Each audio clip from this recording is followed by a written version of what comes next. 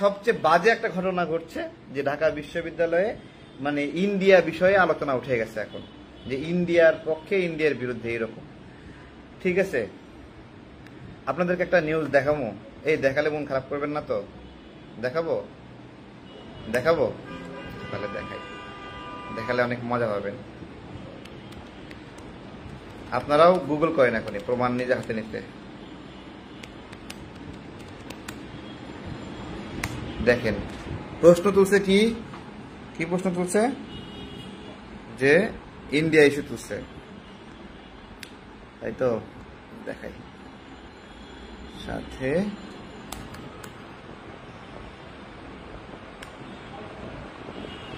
এই তো চলে আসছে। দেখেন তো, ভারতের সঙ্গে সুসম্পর্ক বজায় রাখতে চাই জামাত আমির, বন্ধুত্ব চাই, সহযোগিতা চাই, ভারতের প্রতি জামাতের বার্তা, বন্ধুত্বের আহ্বান, যা বলল ভারত। দেখি যা বলল ভারতের মধ্যে কি বলছে বন্ধুত্বের আহ্বান। আচ্ছা আচ্ছা, যেহেতু এই ভারত ইস্যুটা চাওয়ার ধরছে এখন, সেহেতু এই বিষয়টা প্রাসঙ্গিক হয়ে গেছে এখন।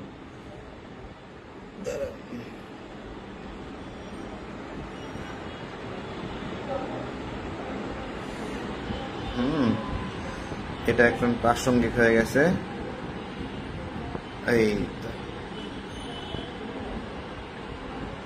আচ্ছা, যে জবাব দিল দিল্লি, কি জবাব দিছে দিল্লি আমরা একটু শুনি, ভিডিওই শুনি। এটা মাসের কথা, ওই যে রাগ করেন না সবাই।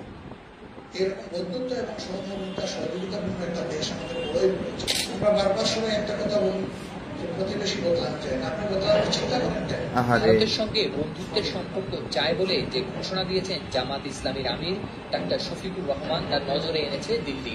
দেশটির পররাষ্ট্র মন্ত্রণালয় আশা করছে যে ভবিষ্যতে এ নিয়ে হতে পারে আরো আলাপ আলোচনা। There are other aspects that you highlighted. We have taken note of them, and hopefully we'll have more engagement on such issues later. আচ্ছা, আজকে একটা মানে খুবই একটা গুরুত্বপূর্ণ একটা বয়ান দেব। এই বয়ানটা বাংলাদেশের সার্বভৌমত্বের জন্য খুবই নতুন একটা এবং নিউ একটা বয়ান। সেটা হলো জামাত বা জামাতে ইসলাম আসলে কোন দেশের রাজনৈতিক দল, কোন দেশের রাজনৈতিক দল। তো এটা তো ভারতেও এই দলটা আছে, পাকিস্তানেও এই দলটা আছে নাকি, তারপরে আরও কয়েকটা দেশেও জামাত ইসলাম নামে দল আছে। এবং এটা একটা খবর যে এই সকল দেশের যে রাজনৈতিক দলের প্রধানরা আছে তারা দলগতভাবে পরস্পরের সাথে যোগাযোগ রাখে, অর্থায়নে সহযোগিতা করে এবং সহযোগিতা নেয়, এবং পলিসি মেকিংও তারা মিল রাখে, এবং তাদের সবারই রাজনৈতিক আদর্শ একই এবং একই ব্যক্তি, যেটা মওদুদির বিষয়। তো আমার যেখানে প্রশ্ন, বাংলাদেশ একটা স্বাধীন এবং সার্বভৌম দেশ, এই দেশে এমন কোনো রাজনৈতিক দল থাকা উচিত যে রাজনৈতিক দলের শাখা ইন্ডিয়ায় আছে, বা ইন্ডিয়ায় যে রাজনৈতিক দল আছে সেই দলের অনুরূপ নামে, অনুরূপ ভাবে, অনুরূপ হুকুমতে একই দল এখানে থাকা উচিত। এটা একটা অসুবিধা কি? ধরেন জাতীয় পার্টি, এই দলের লিগ্যাসি বিশ্বের কোনো দেশে নাই, এটা বাংলাদেশের একটা ভিতরের দল। আওয়ামী লীগ, এটা বাংলাদেশের ভিতরের একটা দল। বিএনপি, এটা বাংলাদেশের ভিতরের একটা দল। এটার শাখা প্রশাখা ভিন্ন কোনো দেশে এর কোনো হুকুমত নাই, ভালো করে বোঝেন কিন্তু। তার মানে জামাতে ইসলাম বহু দেশ কেন্দ্রিক একটা রাজনৈতিক দল হওয়ায়, যেমন এটা ভারত কেন্দ্রিক দল হওয়ায় জামাতের স্বার্থ, ভারতের জামাতে ইসলাম ওইখান থেকে ভারতের সাথে সম্পর্ক রাখতে সহযোগিতা করবে।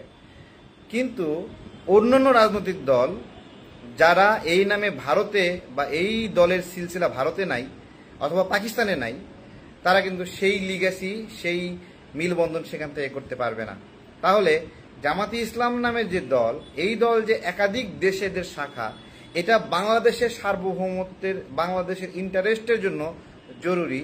এবং এই আলোচনা হওয়া দরকার এই জন্য যে এই জামাতে ইসলাম যেহেতু বাংলাদেশেও আছে, এই জামাতে ইসলাম যেহেতু ভারতেও আছে, তাহলে রাজনৈতিক শক্তি হিসেবে ওই জামাতে ইসলাম যেটা ভারতে আছে সেটা বাংলাদেশের জামাতে ইসলামকে ভারত বিরোধী কোনো কার্যক্রম করতে দেবে না। ঠিক একইভাবে ঠিক একইভাবে পাকিস্তানে যে জামাতে ইসলামটা আছে, ওই জামাতে ইসলামটা বাংলাদেশের জামাতে ইসলামকে পাকিস্তান বিরোধী কোনো কার্যক্রম করতে দেবে না। তার মানে এই জামাতে ইসলাম বাংলাদেশের চিন্তা, ধ্যান, ধারণা, সার্বভৌমত্ব, এখানের সীমানা, এখানের অস্তিত্ব, এখানের হুকুমত, এখানের বিধান, এখানের শাসন কোনো কিছুই স্বতন্ত্র এদেশের মানুষকে কেন্দ্র করে না, বরং তাদের যে নিজস্ব চিন্তা, আদর্শ, দেশভিত্তিক রয়েছে, তারা সমন্বিতভাবে সেটার সঙ্গে মিল রেখে বাস্তবায়ন করবে। এটাই বাংলাদেশের সার্বভৌমত্বের জন্য একটা ক্ষতির কারণ।